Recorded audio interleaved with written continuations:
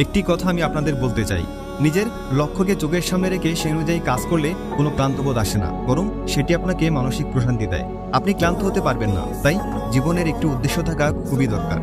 মোহাম্মদ আলী, যাকে আমি নিজের চোখের সামনে তিলে তিলে পরিশ্রম করতে দেখেছি।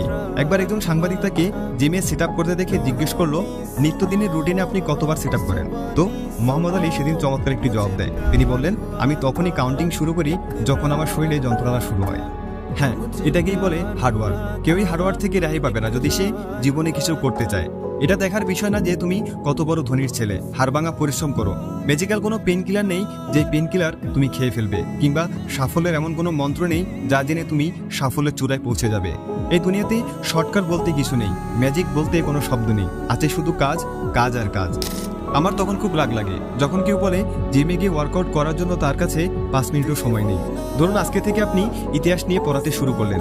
একবার ভেবে দেখুন, এক বছরে 365 দিন পর আপনি কত কিছু জেনে যাবেন। কিংবা অন্য কোনো টপিক যা আপনার প্যাশন। ভেবে দেখুন, এমন একটি ব্যবসা যেটি আপনি করতে চান।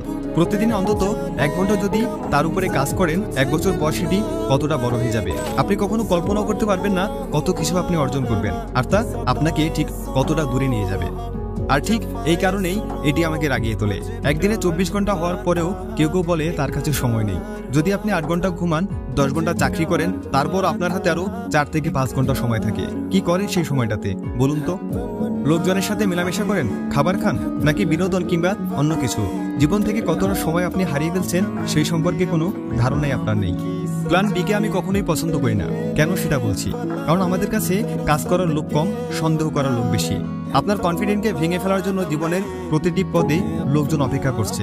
তাদেরকে কিভাবে সামলাতে হবে সেটা আমরা সবাই জানি, কিন্তু সমস্যার শুরুটা ঠিক তখনই হয় যখন আমরা নিজেকে নিজে সন্দেহ করি, আর তখনই আমাদের প্ল্যান বি এর দরকার হয়।